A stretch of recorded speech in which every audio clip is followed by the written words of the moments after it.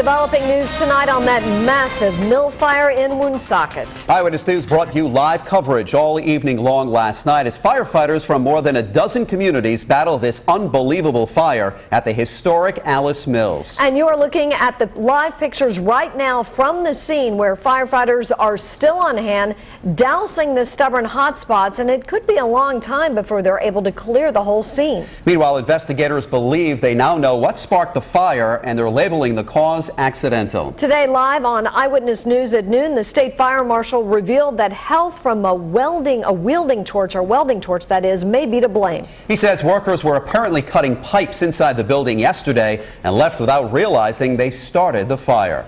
And we've learned the contractor performing work on the building did not have a permit to use the welding equipment. We have live in-depth coverage from the scene tonight. Eyewitness News reporter Nika Nuosu is standing by with a closer look at how this fire is affecting people who live nearby. First, let's go live to Eyewitness News reporter Sean Daly with the developing details on the investigation. Sean? Yes, nearly 24 hours later, smoke and the smell of fire are still very much in the air. And firefighters are still hosing down the site of a massive fire here at the Alice Mill in Woonsocket. This was once the largest rubber goods factory in the world. The fire started around 7:30 last night, and it did what mill fires do. It lit up the Woonsocket sky in a display of flames and smoke that could be seen and smelled from miles away.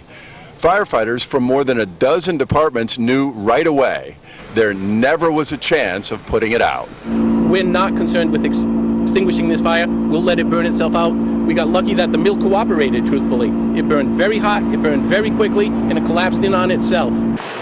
The mill was 112 years old. It was on its way to a new life when workers using a torch to salvage pipes yesterday made a big mistake. They were conducting cutting operations in the area of what we believe the area of origin is. And we believe that heat from the torch ignited combustibles in that area. I'm sure they left the area obviously not knowing that they had caused the fire.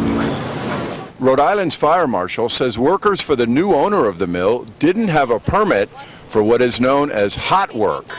It means when you conduct hot work operations, you're supposed to notify the local fire department. There's supposed to be a fire watch on detail.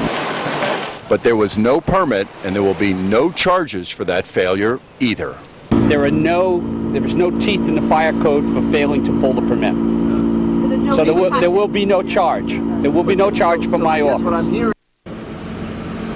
This mistake is a teachable moment, and coming up new at 6, Woonsocket's fire chief tells us what the lesson is.